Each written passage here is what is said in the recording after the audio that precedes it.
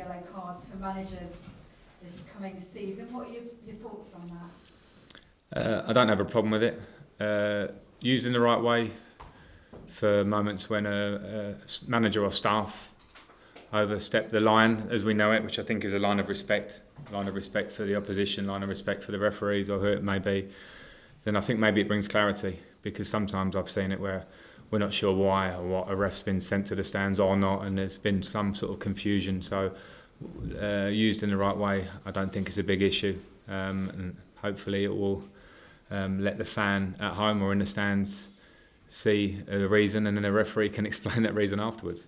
We obviously haven't seen you as a manager yet. Do you think it will be an issue for you as a manager, controlling your behaviour or that of your bench? No, I'd like to think so. I can't speak for my bench, although I represent them. But no, listen, I think we try and work off respect. I think it's important, but at the same time, we all know that heated moments can bring out the animal inside. So I'll try and keep that within. But I hope not. Who knows? We have to show passion. People at home expect that. Sometimes passion comes out and you can't do much about it. But I think if you do have that basic line of respect, hopefully you're not going to bring on the red cards.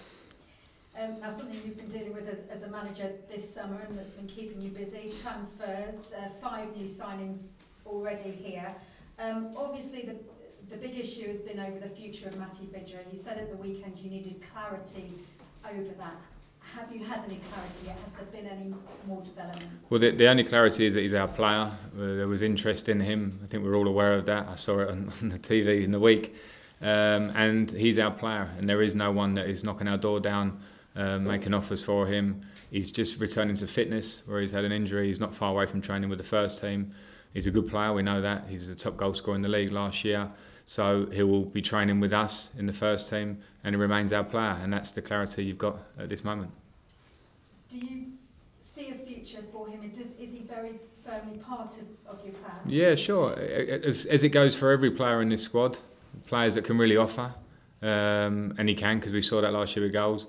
Players that are going to offer us quality, players that will offer us hard work and dedication through the year, and I know I've got that in this training ground in abundance. I've seen it already, and those are the things that will take us as far as we possibly can this year. So yes, when players are like that are in the building, and I want them. You've obviously signed Jack Marriott. If Vidra does stay, as you say, at the moment he is your player, does that mean you won't be signing any more strikers? You've obviously been linked with Martin Rugby. There's no definite line on that. We need to be flexible in how we play. We need people in attacking areas that can win us games. I'd like to think that not just Jack Marriott, but the attacking players we've brought in can win us games and excite our fans. So I'm not giving you an absolute answer that it's the end yet in what we do going forward, but if there's a chance to improve the squad, not even just in attacking areas, then we may take it. So there's a good chance we may not have seen the end of ins to the building.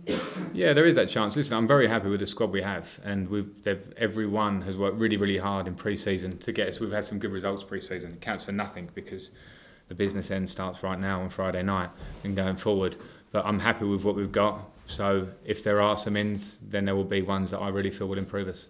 Have you made any bids? Have you got any bids outstanding? No. And in terms of the size of your squad, is that an issue? Do you need to try and reduce that? Well, we have to understand, we need probably to reduce it because we had big numbers going in.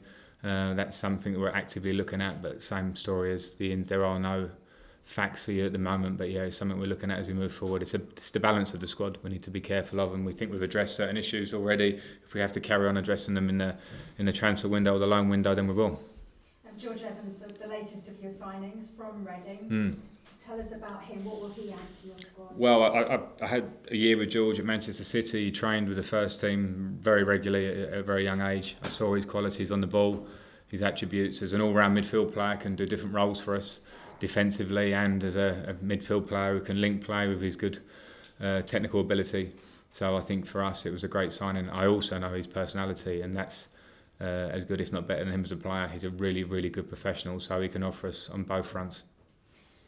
You're going into this game on Friday night, opening the championship season away at Reading. What are your emotions as we head ever closer to that game? Well, I'm excited, definitely. I'm focused. it certainly has brought another intensity to my life this week, and it's been an intense pre-season anyway before that. But now I'm very excited, and of course there'll be nerves come match day because this is a new role for me, and having done it in pre-season, I'm sure it won't quite match what you get when you get a full stadium and serious games which are going to come thick and fast now. So I'm very excited, and I'm just trying to temper it until we get to match day. I feel that we've prepared as well as we could have done as a group for the last 4 to 5 weeks, and we need to continue that until Friday night. Do you think you'll sleep much on Thursday night? Well, if to go by the last month, I probably won't sleep very well because management does bring lots of different issues as a player. Player's easy. You can be pretty selfish when you leave the training ground and go home to your own life. As a manager, you take full responsibility everywhere you go. So you do wake up in the night sometimes and very quickly you're thinking about tactics and players, etc. So that's been the case. But yeah, I'm very, very happy to be in this role, and that's comes with the territory. So I can't promise Friday night. Thursday night will be a good night's sleep, but I'll be ready come Friday night. You've experienced so many big occasions as a player. Do you think the nerves will be bigger as a manager? I don't know. Potentially. Listen, as a player, that is huge. The responsibility of going out there and playing big games. I was fortunate enough to do a lot of those. I'm guessing because I'm starting slightly from the bottom again in terms of my managerial career starts here, then the nerves will be pretty high going into it, and there'll be little things I probably need to come to terms with very quickly, but I'm prepared for that. There'll be lots of interest in how you get on as a manager, given your profile as a player. Do you feel that extra responsibility? Do you need to get off to a good start on Friday night? Well, I feel it and I like it because I had it as a player, and if you don't have it, sometimes you're not on the edge as you want to be. So I don't mind that. I like the fact that comes with the territory. I don't mind pressure.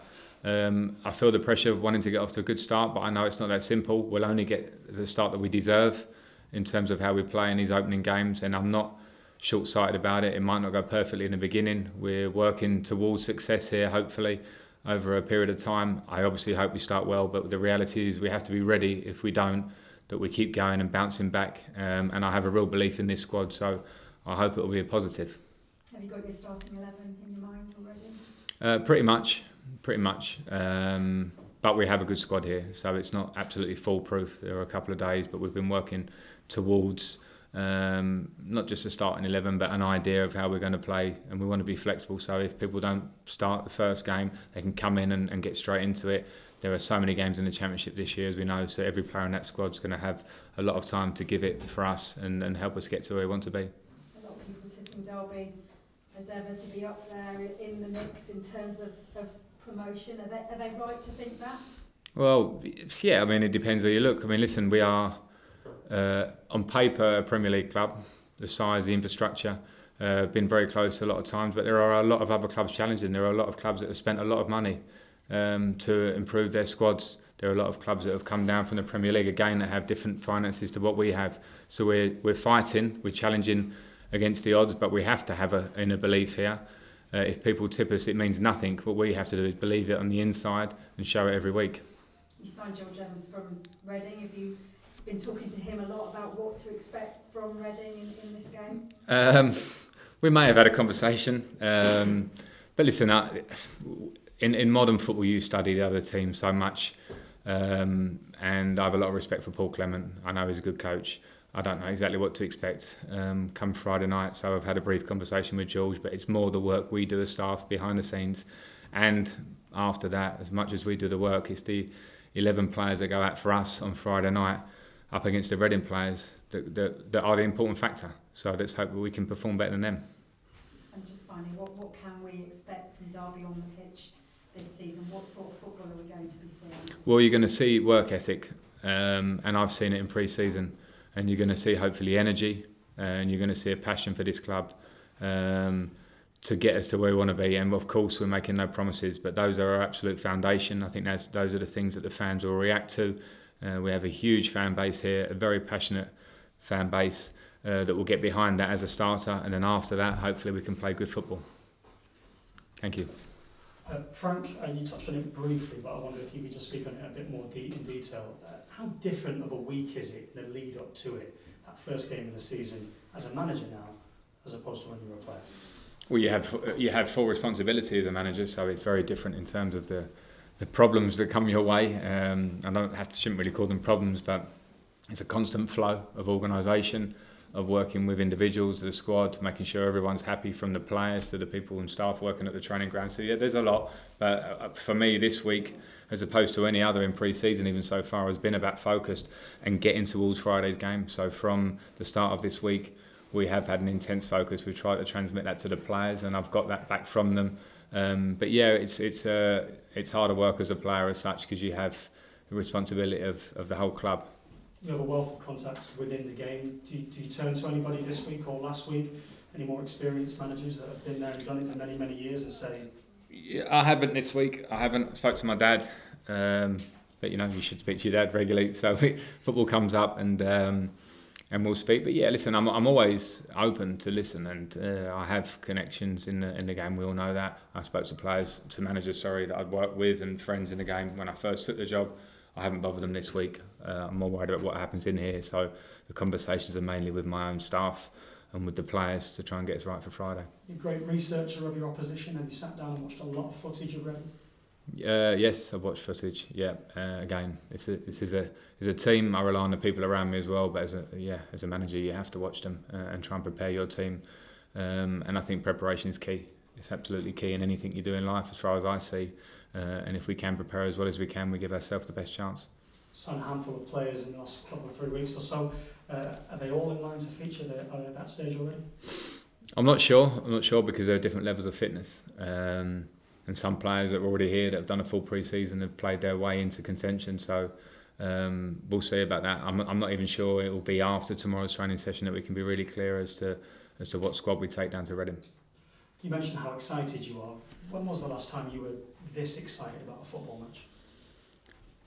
Well, it's long enough ago that I can't quite remember it. Obviously, because I've been retired for 18 months, which were a nice break from the game and something that I definitely needed. But yeah, of course, as a player, right up to the end of my career, you know, I threw everything into my playing career, which meant a huge lot of focus, excitement, whatever you want to call it. So I know that feeling, and actually, it's really, really nice to have that feeling back. And it's really picked up this week with the game getting closer and closer. So yeah, it's been a while, but it feels good. Thank you. Frank, is there anything that's surprised you over the last 2 months? You would have had a fair idea of what to expect going into management. Anything that has taken you by surprise? Something you hadn't prepared for? No. Lots of little things have surprised me, but I was prepared for that. I didn't know what was coming. I had a feeling as a player, you don't see all the other side of what your manager does when he shuts that office door or conversations he has with everyone else but yourself. So I knew that there would be a lot that would surprise me, but there's been nothing drastic. At all. I've been very pleasantly surprised, I suppose, by this club and what's around us here, where we are given these great facilities. We're supported fantastically well in all senses. So no, maybe the level of concentration that this job takes, as in you find it hard to switch off. That may have surprised me slightly, but I did expect it as well. And on that, have you been able to differentiate between work life, family life? Because a lot of managers speak and say they often combine the two, and it's difficult to differentiate the two. I'm trying to do that, and we've had an occasional day off where I've been able to do that. But a manager's life is tough, so it does make that difficult. My wife also works as well, so we're both strained on those points. But whatever we do in life, we make sure that we keep our moments together. And if you're away from home, sometimes that can be difficult, of course, but we make it work. You've spoken previously about potentially difficult conversations to come because the squad needs reducing. Have you had any of those conversations yet? I've had ones that are slightly difficult in different ways, yeah. I don't need to divulge them, obviously, but I think as a manager, if you're honest and you're straight up about things and you show